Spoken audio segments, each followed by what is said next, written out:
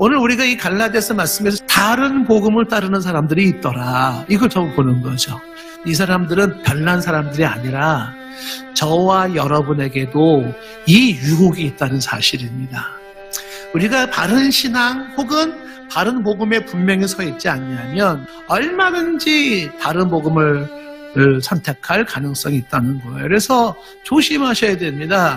중요한 것은 다른 복음을 따른다는 것은 그리스도의 은혜를 버리는 행위입니다. 예수님의 십자가의 죽음을 헛되이 여기는 겁니다. 성자 예수님의 십자가의 죽음과 보혈, 그 은혜를 무시하거나 혹은 축소하는 행위입니다. 사도 바울은 분명히 알고 있는 게 뭐냐면 인간은 그 어떤 누구의 행위로도 자신을 구원받을 수 있는 길이 없다는 걸 알아요. 행위로는 구원이 불가능하다. 분명한 사실은 한 죄인이 예수 그리스도의 복음, 그 복음을 온전히 붙잡지 않고는 누구도 하나님 앞에 죄사함을 받을 수 없고 그리고 구원받을 수가 없다는 사실입니다. 성경에서 말하는 것이 뭐냐면 영생은 예수님의 십자가의 보혈로 완성된 그 구원을 믿음으로 받아들임으로 영생을 얻는 거예요. 무엇이 다른 복음입니까? 무엇이 이단 복음입니까? 예수가 그리스도가 되지 않는 거예요.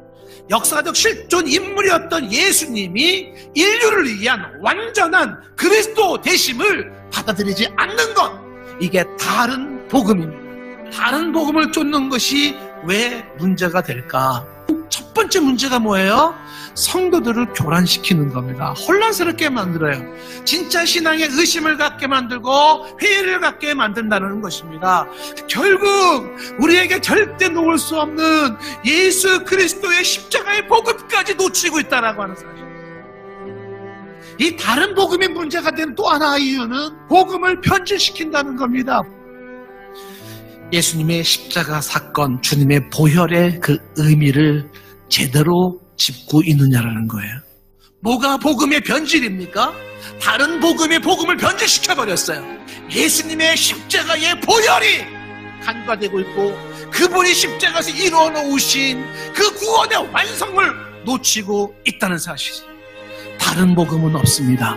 오직 예수 그리스도의 그 복음만이 바로 진정한 사람의 죄를 사하고 그 예수의 십자가의 보혈의 그 사건 자체가 우리를 죽은 생명에서 생명으로 바꿔놓을 수 있다는 사실입니다. 오늘 이 이야기를 말하면서 사도 바울은 다른 복음은 저주를 받는다는 겁니다. 예수 그리스도의 십자가의 복음, 그의 피 흘리신 그의 보혈의 사건이 만들어 놓았던 엄청난 주 하나님의 구원의 역사를, 그거를 놓치고 그거를 무시하고 그것을 거부하고 그것을 축소시키고 그거를 간과시키는 다른 복음들은 저주를 받는다고 말합니다. 예수 십자가의 복음을 소홀히 여기지 마라, 그의 피를 가볍게 여기지 마라 강조하고 있는 것입니다. 다른 복음은 없습니다. 오직 예수 그리스도 복음뿐입니다. 이 복음 안에 서기를 원합니다.